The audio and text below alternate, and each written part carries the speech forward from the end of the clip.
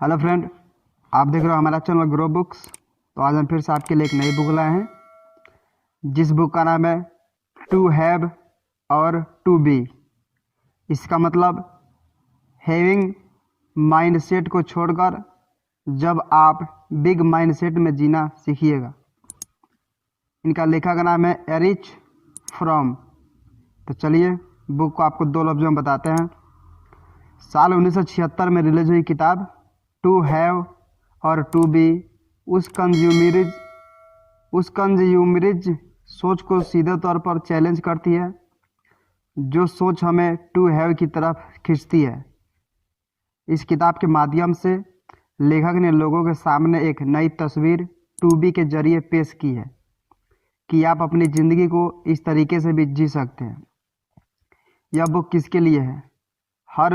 हर व्यस्त इंसान के लिए जो थक गया है, ऐसे लोगों के लिए जो पावर और स्टेटस से ऊपर भी कुछ चाहते हैं, ऐसे लोग जिन्हें जीवन का सार समझना हो। अध्याय नंबर 1, पैसे में बढ़त से खुशियों में बढ़त क्यों नहीं आती। आप खुद से एक सवाल करिए कि सबसे ज़्यादा आपको अपनी ओर क्या आकर्षित करता है? आपके बैंक अकाउंट का पैसा, आपकी बॉडी, स्टेटस, जॉब, आखिर क्या, जिसके लिए आप कुछ भी कर सकते हो। इस किताब में आपको ज़िंदगी का एक अलग नज़रिया मिलने वाला है। अपने जीवन में जो भी चीज़ें अचीव की है, क्या आप उनसे समाज में पहचानने जाते हो?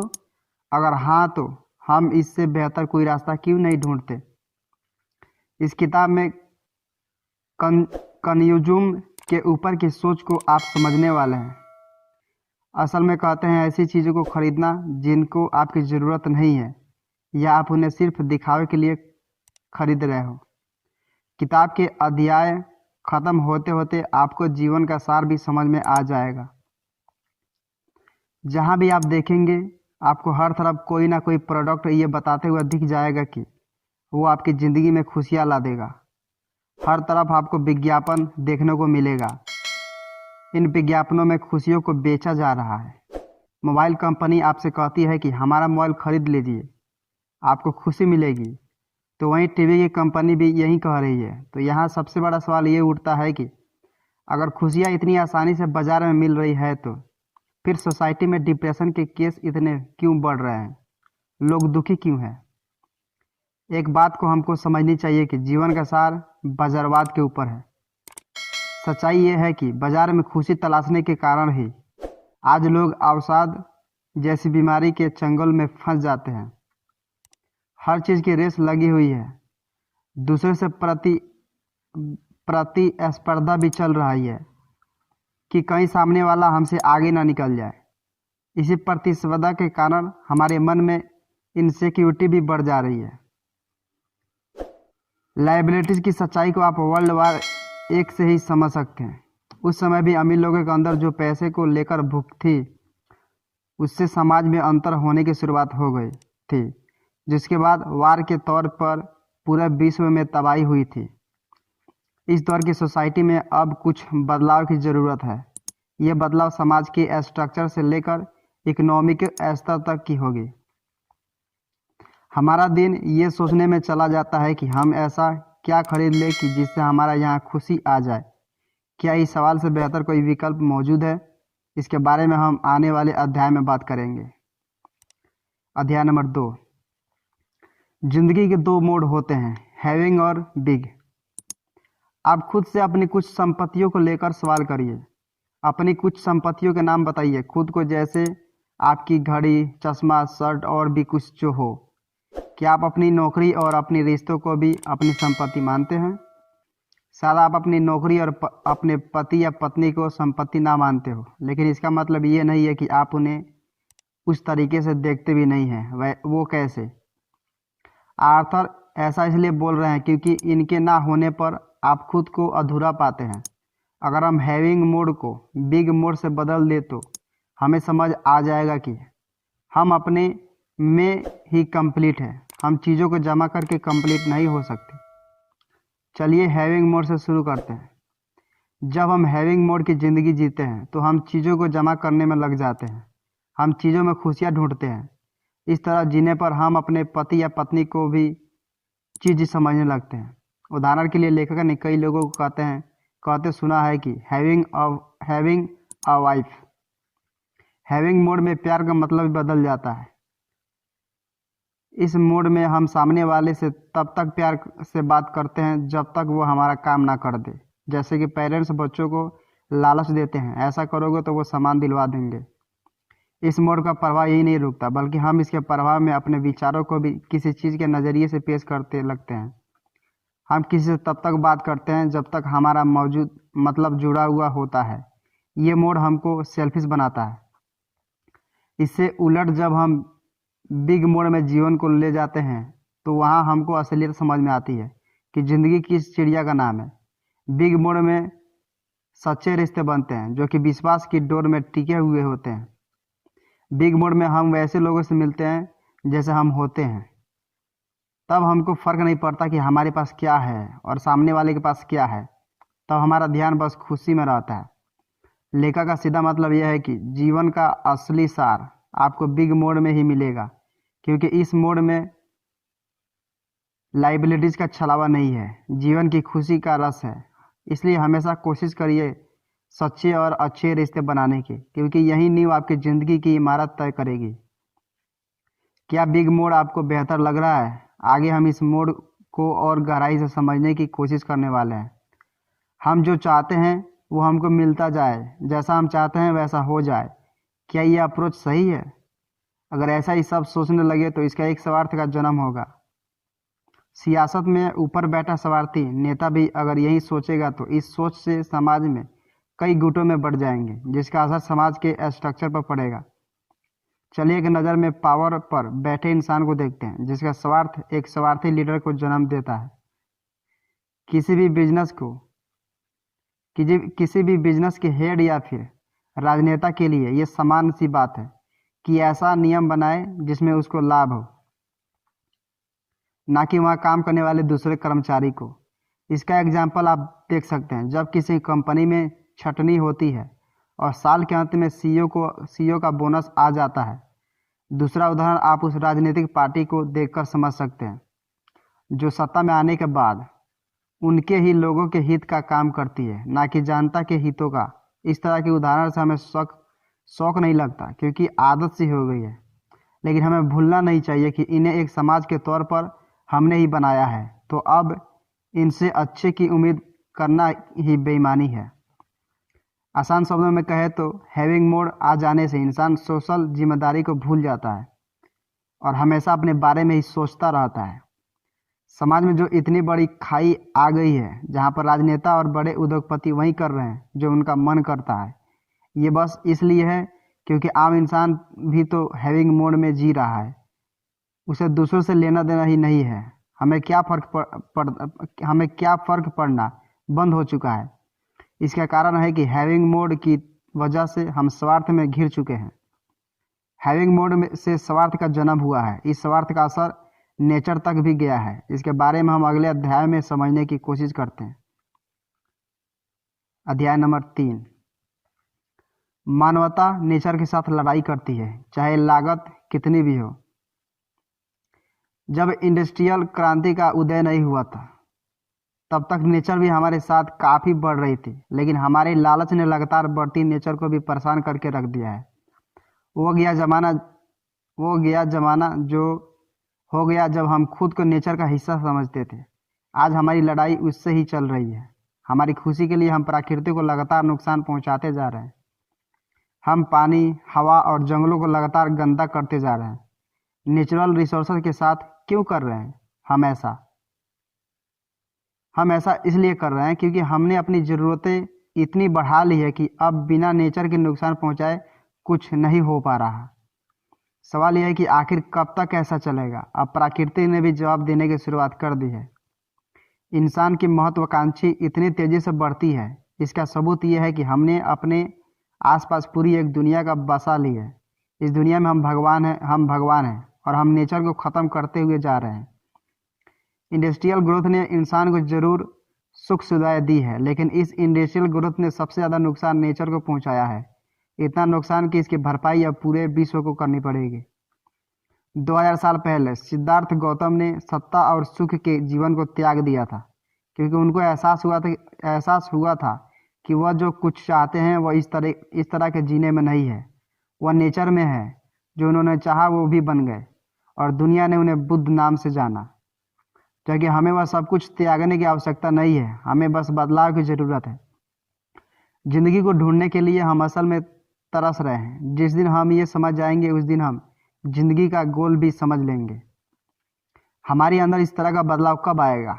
उसके लिए हमें पहले प्रॉब्लम की पहचान करनी पड़ेगी।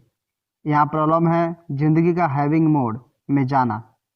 हैविंग मोड प्रॉब्लम की जड़ क्यों है? उसके 3 कारण हैं। पहला, जब हम इस चीज़ से खुश होने लगते हैं कि हमारे पास क्या क्या है, तो उनके खो जाने का डर हमको सताने लगता है। जब यह डर आती है तभी सभी प्रॉब्लम की शुरुआत भी हो जाती है, क्योंकि इस दुनिया में कोई भी चीज़ परमानेंट नहीं है।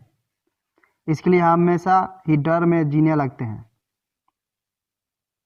दूसरा, जब हम पैसे और पावर के पीछे भागते हैं और दूसरे से खुद की तुलना करने लगते हैं तो हमें भी डिप्रेशन में चले जाते हैं, क्योंकि हमेशा आपको कोई ना कोई खुद से बेहतर या कमज़ोर मिलता ही रहेगा।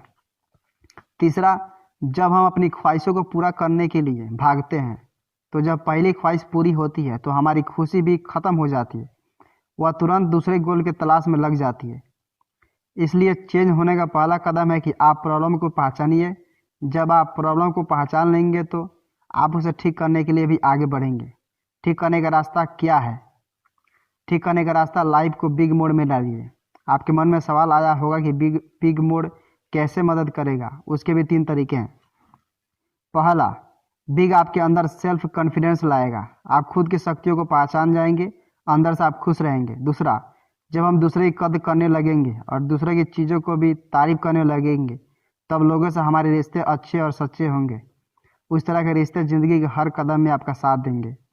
तीसरा, बिग माइंडसेट के लोग सबके लिए जीते हैं। वो कभी खुद के लिए इतनी नहीं सोचते कि उन्हें कोई दिक्कत होने लगे।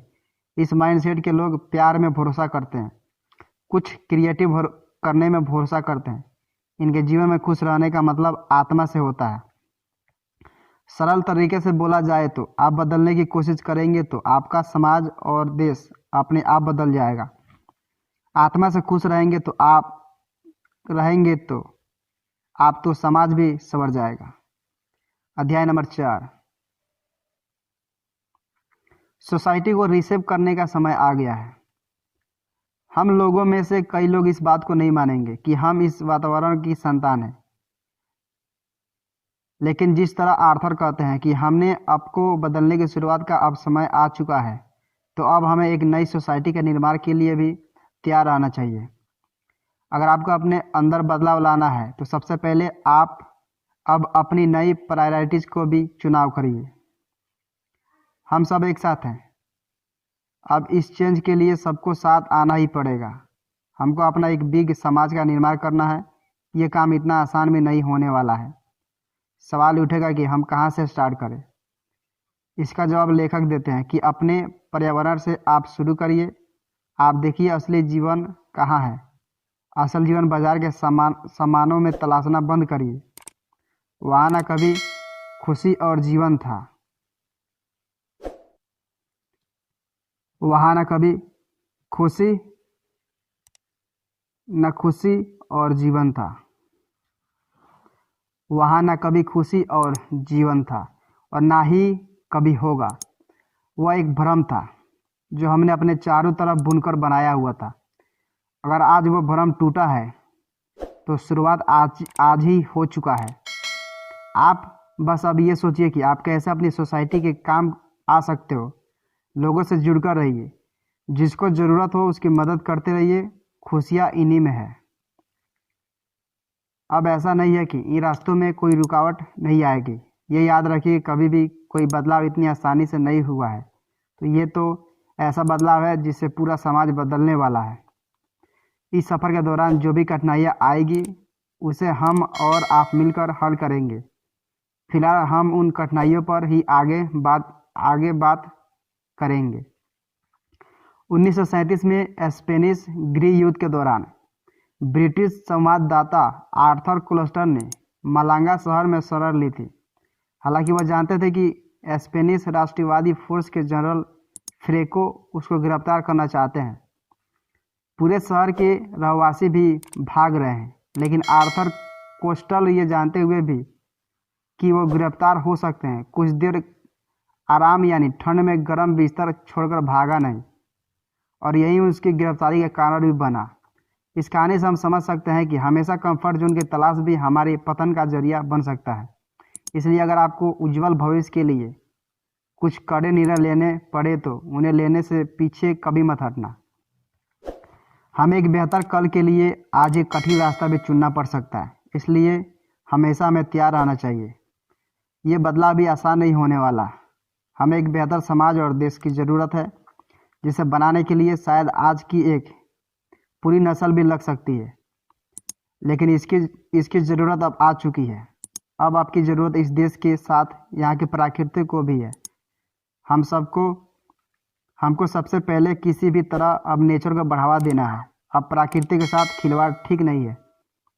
इस बदलाव में हमें हैविंग सोसाइटी को छोड़कर बिग सोसाइटी की तरफ अपने कदम बढ़ाने हैं। एक वादा खुद से करना है कि अब नकली खुशी के पीछे भागना बंद। अब जिंदगी के बारे में सोचने का समय आ गया है। शुरुआती दौर में ऐसे बदलाव महंगे भी हो सकते हैं, लेकिन अगर अभी हमने इसको खर्चा नहीं उठाया तो आगे जाकर पूरी इंसानियत लाइबिलिटीज में ख़त्म हो जाएगी। बिग सोसाइटी के निर्माण के साथ लोगों को अंदर एक बड़ी खुशी का एहसास भी होगा। ये आत्मीय और अध्यात्म की खुशी होगी। इस खुशी को भी खरीदा नहीं जा सकता। कुल मिलाकर हैविंग माइंडसेट को जो छोड़कर जब आप बिग माइंडसेट में जाएंगे तो आप एक जॉयफुल लाइफ का आनंद उठाएंगे। इसका मतलब है कि अपने जीवन में अपने काम को ऐसे एक्सिक्यूट कीजिए कि आपको भी फायदा हो और दूसरों को भी।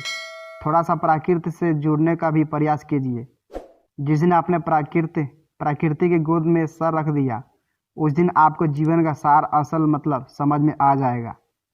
अभी तक लोगों का जीवन पावर और पैसों के बीच रह गया है।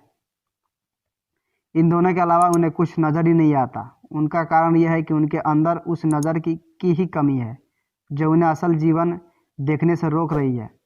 जब आपको समझ में आ जाए कि बिग माइंडसेट के साथ जीवन को जीना है, तो इस मैसेज को और लोगों को भी देना मत भूलिएगा।